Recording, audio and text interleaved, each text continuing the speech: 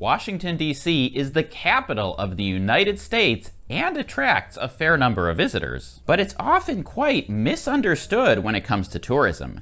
So in this video, I'm going to share 9 of my favorite fun facts that may change the way you think about Washington, D.C. Before we start, allow me to say hello. If you're new around here, my name is Rob. I'm a tour guide and the founder of Trip Hacks DC Tours. On this channel, I share my best tips, tricks, and hacks for visitors who want to explore Washington, D.C. And I'm curious to know how many of these fun facts you knew about versus how many are new to you. So after you're done watching the video, leave a comment down there and let me know. The first fun fact is that Washington, D.C. is not even close to the biggest tourist destination in the U.S. For comparison, before COVID, Las Vegas got about twice as many visitors as we did. Orlando got about 2.5 times as many visitors. And New York City got 3 times as many tourists as DC. Cities that have roughly the same number of tourists that we do are places like Boston, New Orleans, and Seattle. And this is surprising to some people because Washington, D.C. is the capital of the United States. And in countries like the UK, France, Thailand, the capital city is also by far the biggest tourist destination. And that's probably for the simple reason that in those countries, the capital city is also the megacity. The United States, in this regard, is more similar to countries like Canada or Australia, where the capital city is not the biggest tourist draw. The second fun fact about DC tourism is that our visitors are overwhelmingly Americans. 93% of DC tourists are Americans. This is very different from a city like London, where Brits make up a much smaller percentage of tourists there. It's even smaller than other US destinations like New York City, which pre-COVID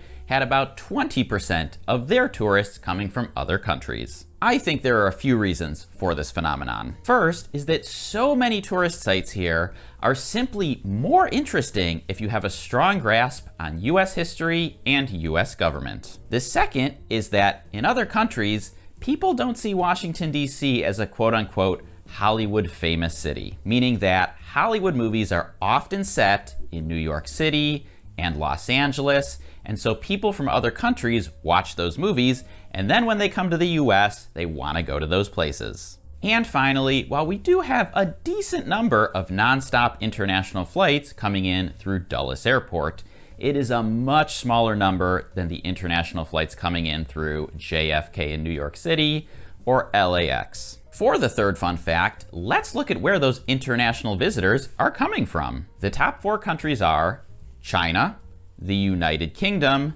India, and Germany. At first glance, this seems like kind of an interesting mix, but it also includes the 2 largest countries in the world. And with 2.8 billion people between those 2 countries, it actually doesn't surprise me that they top our list. As for the UK and Germany, those are, relatively speaking, 2 large English-speaking European countries. And if you watch my video about tips for international visitors, you'll know that it really helps to speak English when you visit Washington, D.C. And yes, I know Germany is technically not primarily an English-speaking country, but plenty of Germans are perfectly fluent. The fourth fun fact is that Reagan National Airport is busier than Dulles International Airport. At least it is right now. This might be surprising because Dulles is the big international airport way out in the suburbs, and National is the smaller, more compact airport close to the city. But according to the most recent Airports Authority report, in the last 12 months, Reagan National had 22.8 million passengers come through, whereas Dulles only had 20.5 million passengers. This actually doesn't surprise me that much, because Reagan National is such a great, convenient airport, and it's only domestic, which we happen to have a lot of right now. And if you want to know about all the airports that serve the Washington, D.C. area, I've got an entire video on that topic. And make sure you're subscribed to the channel if you aren't already, because I'm going to have an updated version of that airports guide later this year. The fifth fun fact is that only about half of trips to Washington, D.C. are classified as vacation trips. This data is from 2019, the last full pre-COVID year. And if you're curious, educational trips, or what you might better know as the infamous 8th grade field trips, only make up about 7% of the total. But if you happen to be here during peak field trip season in the spring when these groups are seemingly everywhere, I know the number feels a lot higher than 7%. The next fun fact is that the Lincoln Memorial is by far the most popular site in Washington, D.C. Okay, now this one probably does not surprise anyone who's ever been to the Lincoln Memorial, but I will say it makes me a little sad how Lincoln gets all this attention, but many of the memorials right nearby only get a fraction of the crowd. On my tour of the monument's memorials, I usually do the Lincoln Memorial and Korean War Memorial back to back. And it's not uncommon to go to the Lincoln Memorial and there be hundreds of other people there,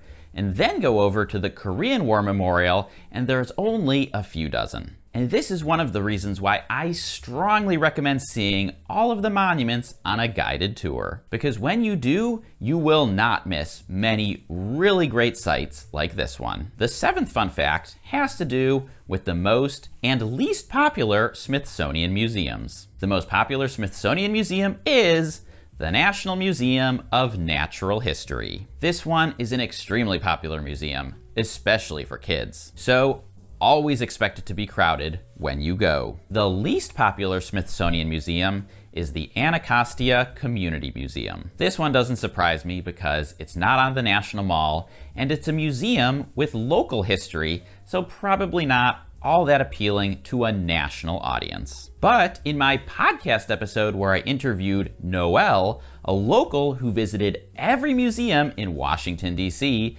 she did call this out as one of her favorites. So it may not be popular, but it's really good. Staying on the topic of Smithsonian, the 8th fun fact is that the National Zoo in Washington, D.C. is the only zoo in the United States that both has giant pandas and is completely free. There are currently only 3 zoos in the US that have pandas. And I don't know how well this fun fact is going to age, because the pandas at the National Zoo are scheduled to go back to China at the end of 2023, unless the agreement to keep them here is extended. The 9th fun fact is that for domestic travelers, the average length of a trip to Washington, D.C. is only 2.8 days, which is not enough time to see and do everything there is here. So it is critical to make the most of your limited time.